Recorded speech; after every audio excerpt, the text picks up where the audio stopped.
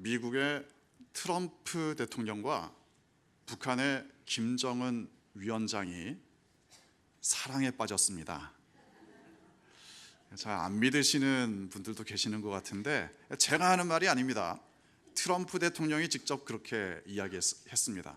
최근에 그 김정은 위원장이 트럼프 대통령에게 편지를 보냈습니다. 이 편지에 대해서 트럼프 대통령이 뭐라고 표현했느냐? 아름다운 편지다. 우리는 사랑에 빠졌다. 나도 그를 좋아하고 그도 나를 좋아한다. 자, 아무런 배경 지식 없이 그냥 여기에서만 끝난다. 그러면 좀 이건 이상하지 않겠습니까? 물론 그래도 우리는 압니다. 아무리 트럼프 대통령이 이렇게만 이야기해도 그 둘이 일반적인 의미에서의 연인 관계는 아니다. 이건 누구나 알 수도 있을 겁니다. 트럼프 대통령은 연인 관계를 비유로 사용한 거죠. 이 트럼프 대통령과 이 김정은 위원장의 관계가 그만큼 좋다. 이 말을 하기 위해서 비유를 사용했습니다. 비유라는 것이 그렇습니다. 비유가 그 비유 자체만 가지고는 의미가 없습니다. 그 비유가 가리키고 있는 게 뭐냐? 이게 중요합니다. 그 비유를 가지고 무엇을 말하려는 거냐? 그것에 따라서 적절한 비유다 아니면 그렇지 않다 그렇게 판단할 수 있습니다. 예를 들어 국회의원 아무개 씨는 한국의 트럼프다. 물론 그런 비유를 사용할 수 있습니다. 그리고 그냥 한국의 트럼프다 이 말만 가지면 아무런 문제가 없습니다. 그런데 한국의 트럼프가 아무개다. 그러면 문제가 일어날 수 있겠죠. 그건 적절하지 않은 비유다 아니면 적절한 비유다 이런 식의 논란이 발생할 수 있습니다. 성경도 마찬가지입니다. 성경에도 많은 비유가 등장합니다. 특히 예수님께서는 비유를 많이 사용하셨습니다. 그리고 그 모든 비유에는 의도와 목적이 있습니다. 보통 비유를 사용하는데 몇 가지 이유가 있습니다. 예를 들어 직접적으로 말을 하려니까 너무 어렵습니다. 설명하는 것도 어렵고 알아듣기도 어렵고 그러니까 비유를 사용하죠. 비유인데 사람들이 쉽게 알아들을 수 있는 비유를 사용합니다. 그러면 처음에 비유를 들으면 쉽다, 이해가 된다 그러죠. 그러면 그 다음에는 그게 바로 이걸 말하려는 거다. 이런 방식으로 비유를 사용합니다. 성경에 사용되는 대표적인 비유 중에 이런 게 있습니다. 하나님과 사람의 관계, 하나님과 사람의 관계, 이걸 과연 어떻게 표현해야 되느냐. 물론 이걸 직접적으로 말할 수도 있겠지만 아무튼 하나님께서는 사람을 창조하셨고 사람은 하나님의 피조물입니다. 그건 분명하지만 그 관계를 과연 뭐라고 이야기를 해야 되느냐. 하나님을 처음 믿는 사람이라면 나와 하나님의 관계는 뭐지? 이걸 이해하는 것이 쉽지 않을 수도 있습니다. 그러니까 하나님께서 이렇게 말씀하셨습니다. 너희는 나의 백성이다. 나의 백성이다. 그렇게 말씀하시니까 사람들이 이해하기가 쉽습니다. 하나님은 나의 왕이시고 나는 하나님의 백성이구나. 하나님은 나를 사랑으로 다스리시고 나는 하나님의 말씀에 순종하면 되는구나. 그 당시에 이해하기 쉬운 비유로 말씀을 하셨습니다. 나의 왕, 나의 하나님, 시편의 저자들은 계속해서 그렇게 하나님을 고백합니다. 사실 일반적인 의미에서의 왕과 신하는 아니죠. 하지만 그 비유를 사용하니까 하나님과 나의 관계를 좀 더 쉽게 이해할 수 있습니다. 직접적으로 설명하는 것보다 비유를 사용하니까 훨씬 쉽습니다. 그리고 더 나아가서는 하나님께서 하나님과 사람의 관계를 이렇게까지 말씀하셨습니다. 아버지가 자식을 긍휼히 여기지 않느냐. 마치 그런 것처럼 내가 너희들을 사랑한다. 부모와 자녀 관계를 비유로 사용하셨습니다. 이것도 대표적인 성경의 비유입니다. 우리는 하나님 아버지 그렇게 부릅니다. 그런데 그러면 교회 처음 나온 사람들은 이게 좀 약간 헷갈릴 수도 있습니다. 하나님 아버지, 그러면 하나님은 남잔가? 이런 질문을 가질 수도 있습니다. 근데 정말 중요한 건 결국 우리가 하나님을 아버지라고 부르는 것은 비유적인 표현입니다. 부모와 자녀 관계, 이것 자체가 비유입니다. 물론 예수님께서 아버지라고 불러라, 기도할 때 그렇게 하면 된다, 이렇게 직접 가르쳐 주기도 하셨습니다. 하지만 그만큼 사랑하고 그만큼 가깝다, 이걸 말씀해 주기 위해서 비유를 사용하셨습니다. 그 비유가 과연 무엇을 가리키고 있느냐, 이걸 놓치면 하나님은 남자냐 여자냐 쓸데없는 논쟁에 빠질 수도 있습니다. 그 비유가 과연 무엇을 말씀하시려는 거냐, 이게 가장 중요합니다. 그 비유를 사용한 목적이 뭐냐, 여기에 관심을 기울여야 합니다. 지금 우리가 묵상하고 있는 본문이 마태복음 13장입니다. 천국에 대한 말씀이죠. 그런데 천국을 직접적으로 말씀하지 않고 비유를 사용하셔서 말씀하고 있습니다. 그러니까 지난주에 묵상했었던 말씀은 씨 뿌리는 비유, 이걸 사용해서 천국에 대해서 말씀하죠. 씨 뿌리는 비유 얼마나 쉽습니까? 그러니까 좋은 땅에 씨앗이 떨어지면 잘 자라고 열매를 맺지만 안 좋은 땅에 떨어지면 씨가 자랄 수 없다. 너무나 쉽습니다. 그런데 이런 것에 대해서 비유의 문제가 발생할 수 있습니다. 비유의 문제가 과연 뭔가? 그건 그 비유가 무엇을 가리키고 있는가, 이걸 놓치면 비유가 더 어려워지기도 합니다. 그래서 오늘 본문을 보면 제자들이 예수님께 이렇게 말합니다. 예수님, 왜 자꾸 비유만 말씀하십니까? 왜 자꾸 직접적으로 말씀하지 않고 비유만 말씀하십니까? 그 말은 무슨 뜻이냐면 어렵다는 말이죠. 비유가 어려운 건 아닙니다.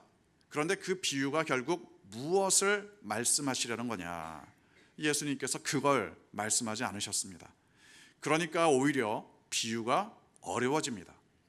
제자들의 질문을 듣고 예수님께서 대답하시죠. 본문 11절과 12절 함께 읽겠습니다. 대답하여 이르시되 천국의 비밀을 아는 것이 너희에게는 허락되었으나 그들에게는 아니 되었으니 무릇 있는 자는 받아 넉넉하게 되되 없는 자는 그 있는 것도 빼앗기리라. 이 말씀 잘못 이해하면 하나님은 공평하지 않으신 분이 됩니다. 아니, 없는 사람에게 좀 챙겨주시고 있는 사람은 좀 덜 주셔도 되는데 왜 하나님은 불공평하게 있는 사람은 더 넉넉하게 되고 없는 사람은 있는 것도 가져가신다고 하느냐? 하나님은 불공평하다. 만약 이렇게 이해한다면 비유를 잘못 이해하는 대표적인 경우가 됩니다. 오늘 본문에 앞서서 씨 뿌리는 비유를 말씀하셨습니다. 우선 이 사실을 기억하셔야 합니다. 그 비유가 가리키는 게 뭐냐? 좋은 마음으로 하나님 말씀 받으면 삶의 열매를 거둘 수 있다. 그게 씨 뿌리는 비유 말씀하신 목적입니다. 그러니까 아무리 좋은 천국의 씨앗을 뿌려도 좋은 마음으로 받아들이지 않으면 열매를 거둘 수 없다. 쉽게 이해할 수 있는 말씀입니다. 너무나도 당연합니다. 결론적으로 하나님은 없는 사람을 불쌍히 여기지 않는 게 아닙니다. 이건 하나님의 선택과 책임을 이야기하는 게 아닙니다.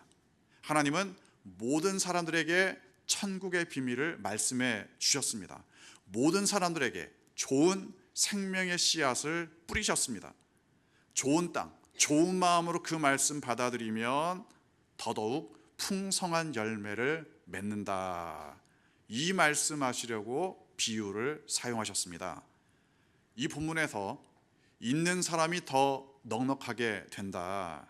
그 이유는 하나님이 불공평해서가 아닙니다. 받는 사람이 좋은 땅이어서, 좋은 마음이어서 그런 겁니다. 그 비유가 무엇을 향하고 있는가? 이게 정말 중요합니다. 어떤 비유가 어떤 목적으로 사용되는가? 무엇을 가리키는가? 이걸 중요하게 여길 뿐만이 아니라 또한 주의하기도 하셔야 합니다. 왜냐하면 수많은 이단들이 비유를 자신들의 방법대로 해석하기 때문에 그렇습니다. 성경의 비유를 잘못 해석하고 있습니다. 비유 자체는 물론 성경에 있는 그대로입니다. 그런데 그 비유가 과연 무슨 뜻이냐? 마치 제자들이 예수님께 질문했던 것처럼 오늘날에도 그걸 질문을 가질 수도 있습니다. 그런데 이단 사이비들은 자기들을 합리화하는 도구로서 이 비유를 잘못 사용하고 있습니다. 비유를 말씀하신 하나님의 의도, 목적 그런 건 버리고 사람들을 속이기 위한 방법으로 비유를 갖다 붙입니다. 대부분의 이단 사이비들이 궁극적으로 결국 갖다 붙이는 데가 어디냐? 이 비유는 나를 따르라, 내가 하나님이다, 그런 뜻이다. 결국에는 그 이단 사이비들의 교주를 신격화시키는 데에 갖다 붙입니다. 성경에서 비유로 말씀하시는 그분이 바로 이분이시다. 결국에는 그 말 하려고 사람들을 현혹하고 속이고 있습니다. 그런데도 많은 사람들이 이단 사이비에 현혹되는 이유가 뭐냐? 그들의 비유 갖다 붙이기가 그럴듯하게 들리는 이유가 뭐냐? 그건 말씀하신 하나님의 의도가 아니라 자기가 듣고 싶은 말을 들려주기 때문입니다. 딱 맞아떨어지네, 신기하네. 하지만 사실은 자기가 듣고 싶은 말을 들려주기 때문에 그게 들리는 겁니다. 그건 마치 점 치러 가서, 여러분은 점 보러 가지 않겠지만 아무튼 이 점을 치러 가서 점쟁이가 나에게 내가 꼭 듣고 싶은 말을 들려주면 용하네 그러고, 점쟁이가 나에게 내가 듣고 싶지 않은 말을 한다 그러면 돌팔이네 이렇게 말하는 것과 마찬가지입니다. 여러분이 점을 안 치러 가보셔서 잘 모르시는 것 같은데, 사람들은 듣고 싶은 말 들으면 그게 뭐가 있다고 생각을 하게 되어 있습니다. 내가 듣고 싶지 않은 말을 하면 그게 진리인지 아닌지를 분별하라고 들지 않습니다. 사람의 죄성에 기반한 비유 갖다 붙이기는 결국 파멸의 길에 빠져들게 만듭니다.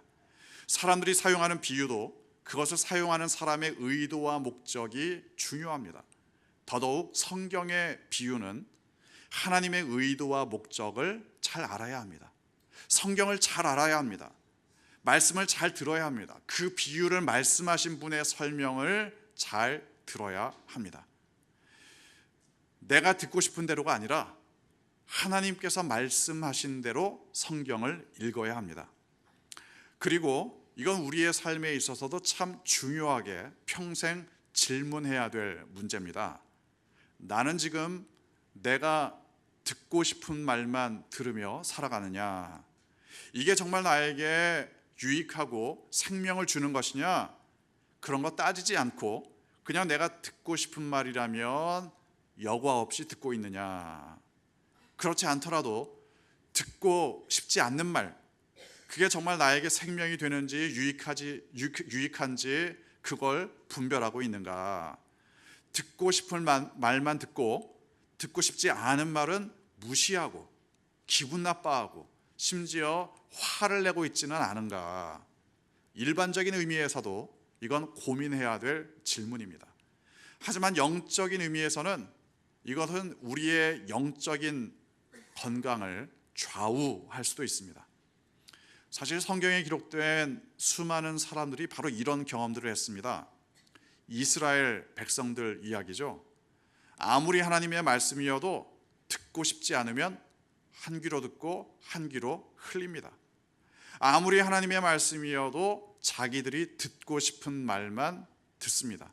심지어 자기들이 듣고 싶은 대로, 자기들이 원하는 대로 하나님의 말씀을 왜곡했습니다. 그렇게 살면서도 인생의 어려움을 만나고 또 민족적인 하나님의 심판을 경험할 때, 왜 이러세요? 하나님은 공의롭지 못하시네요. 이렇게 불평하고 원망했다는 게 아닙니까? 그러니까 예수님께서도 사람들에게 이렇게 말씀하셨습니다. 들을 귀 있는 자들은 들어라. 들을 귀 있는 사람들은 들어라. 들을 귀가 있다. 그건 하나님의 의도와 목적을 살핀다는 뜻입니다. 하나님의 의도와 목적을 살피면서 말씀에 순종한다는 뜻입니다. 당장 내가 듣고 싶지 않더라도 나에게 생명을 주시는 말씀이라면 듣는 사람들, 그 사람들이 바로 천국의 시민권을 소유한 사람들입니다. 그 사람들을 향해, 듣는 사람들을 향해서 예수님이 말씀하십니다. 본문 35절 함께 읽겠습니다. 이는 선지자를 통하여 말씀하신 바 내가 입을 열어 비유로 말하고 창세부터 감추인 것들을 드러내리라 함을 이루려 하심이라. 이 말씀은 기본적으로 시편 78편의 말씀을 인용하고 있습니다. 비유를 통해서 하나님의 나라의 비밀을 말씀하신다. 비유를 통해서 천국의 비밀을 말씀하신다. 그런데 그냥 말씀하시지 않고 비유를 사용하시는 목적이 뭐냐? 그건 듣고자 하는 사람들에게, 듣는 사람들에게, 들을 귀 있는 사람들에게 더 좋은 것 주시기 위해서입니다. 듣는 사람들에게 더 많은 생명의 열매 맺도록 하기 위해서 그 비유의 말씀을 사용하셨습니다. 왜냐하면 이 비유를 들을 때 사람들의 반응이 보통 둘 중에 하나입니다. 하나는 재밌네, 쉽네, 그리고 거기에서 끝납니다.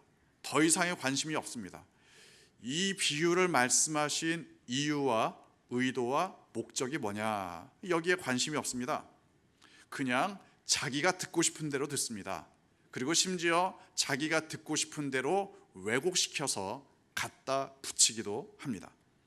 하지만 듣는 사람, 들을 귀 있는 사람은 이런 태도를 지닙니다.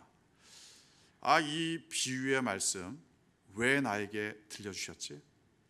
이 비유의 말씀을 왜 하신 거지? 이 비유를 통해서 하나님은 나에게 무엇을 말씀하시고자 하느냐? 이런 마음으로 듣는 사람이 하나님의 말씀을 좋은 땅에 심는 사람들입니다. 비유를 들었기 때문에 그 비유를 말씀하신 분의 의도에 더 귀를 기울이는 겁니다. 내가 잘 들어야지. 이 비유가 무엇을 가리키고 있는지 잘 들어야지. 이런 마음을 가지고 있기 때문에 더 풍성한 열매를 맺을 수 있습니다. 더 겸손하게 하나님의 음성을 들을 수 있습니다. 결국 비유는 겸손한 사람들에게 들립니다. 겸손하게 듣는 사람들에게 하나님의 말씀을 풍성하게 전달해 주십니다. 하지만 교만한 사람들은 비유를 가지고 소설을 쓸 뿐입니다. 성경, 그리고 성경에 기록된 비유의 말씀들, 궁극적인 목적이 뭐냐? 결국 우리를 하나님과의 영원한 생명의 관계로 인도하십니다. 요한계시록 3장 20절 말씀 함께 읽겠습니다. 볼지어다 내가 문 밖에 서서 두드리노니 누구든지 내 음성을 듣고 문을 열면 내가 그에게로 들어가 그와 더불어 먹고 그는 나와 더불어 먹으리라. 이것도 비유의 말씀입니다. 하나님을 믿는다는 게 뭐냐? 예수님을 영접한다는 게 뭐냐? 물론 직접적으로 설명할 수도 있습니다. 하지만 이런 비유를 사용하면 훨씬 이해하기가 쉽습니다. 이 말씀은 그냥 있는 그대로 이해를 하셔도 됩니다. 만약 어떤 집에 들어가려고 합니다. 초인종도 없고 전화기도 없고 할 수 있는 방법은 문을 두드리는 것 뿐입니다. 그리고 물론 이제 소리를 좀 지를 수도 있겠죠. 나야 나 빨리 문 열어. 아무튼 이렇게 할 수 있습니다. 결국은 안에서 문을 열어주지 않으면 들어가지 못합니다. 하나님을 믿는다는 것이 바로 그런 방법이다. 하나님께서 아무리 생명의 씨앗을 주셨어도, 내 영혼에 좋은 씨앗을 뿌리셨어도 내가 좋은 땅으로 받아들이지 않으면 열매를 맺을 수 없다. 문을 두드리고 있지만, 부르고 있지만 정작 문을 열어주지 않으면 들어갈 수 없다. 마치 그런 것처럼 하나님과 나의 관계도 그렇다. 하나님께서 내 마음의 문을 두드리실 때 문을 열어야 합니다. 하나님께서 내 마음에 내 이름을 불러주실 때 문을 열어야 합니다. 영적인 의미에서 볼 때 하나님은 나와 더불어 식사하는 관계가 되기를 원하십니다. 야, 밥 좀 먹자. 뭐 반찬 없으면 김치라도 내와. 그러면서 오랫동안 대화를 나누는 따뜻한 관계, 이게 바로 하나님께서 나에게 원하시는 관계입니다. 내가 마음의 문을 열 때 하나님과 나에게 그 관계에서 벌어지는 일들입니다. 이런 비유를 통해서 하나님과 나의 관계를 설명해 주셨습니다. 오늘도 하나님은 우리의 영혼에 씨앗을 뿌립니다. 좋은 씨앗입니다. 생명의 씨앗입니다. 천국의 비밀들입니다. 좋은 땅이 되어서, 듣는 사람이 되어서 그 말씀을 받아들이면 풍성한 열매를 맺습니다. 하나님과의 영원한 생명의 관계를 유지할 수 있습니다. 수많은 열매를 거두게 됩니다. 그래서 마치 추수감사를 하며 하나님께 영광을 돌리는 것처럼, 하나님께 감사하는 것처럼 하나님과의 생명의 관계를 이어갈 수 있습니다. 듣는 사람 되어 감사하며 하나님과 영원히 생명의 관계 누리는 여러분 되시기를 주님의 이름으로 축원합니다. 기도하겠습니다.